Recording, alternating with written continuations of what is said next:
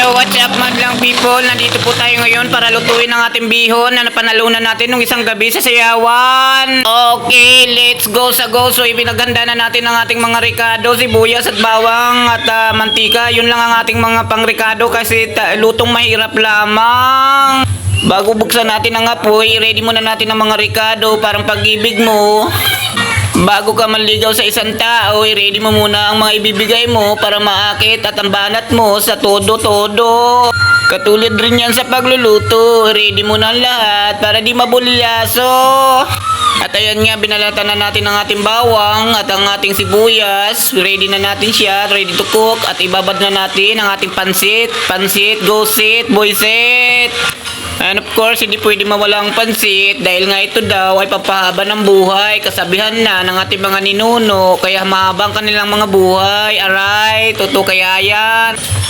Parang hindi naman totoo, parang pag-ibig mo, matagal akong yung pala, niloko, So, let's go sa go. Ayan, ininit na natin ang ating kawali at tinanda na natin ang toyo at saka ang sardinas, pampasarap, ricado, sa parang sa buhay natin. Kailangan ng may mga... Itong lutuin natin ay simple lamang. Mas masarap ang buhay kung simple lang. Ang importante lang, malamanan ang tiyan.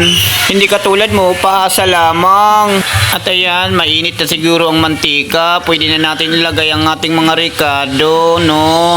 Let's go sa go, sabaw, naliluto. At ayan, ilalagay na natin ang ating bawang. Ayan, lalaki, nakalimutan ng hiwain. Kaya naman, parang pag-ibig lang yan. Hindi naman tayo perfecto, pero paano makabawi, yun ang importante.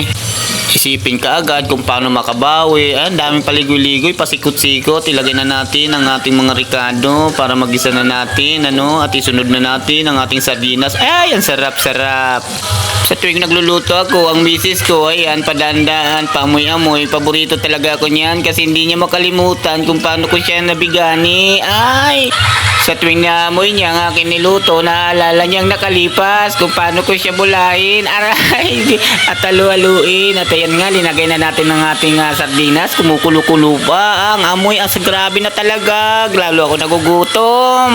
Lagi akong nasasabik. Parang pagkakasabik sa asawa ko. Ganyan talaga pag mahal mo ang tao. Lagi kang nasasabik. Sabayan ng sayaw. Aray! Naku, laloko na. Bakit may ganyan? So ayan, pagkakulo-kulo niya, pakuloy ng konti, ilagay na natin ang ating toyo. Ay, umitim na, parang may pusit. Ilagay na natin ang ating bihon at ating panchiksara, paluwaluin hanggang sa mawala yung bugbuo niya. Pagkatuyo konti, fight na. Ano ba yan? Ganyan naman talaga. Go!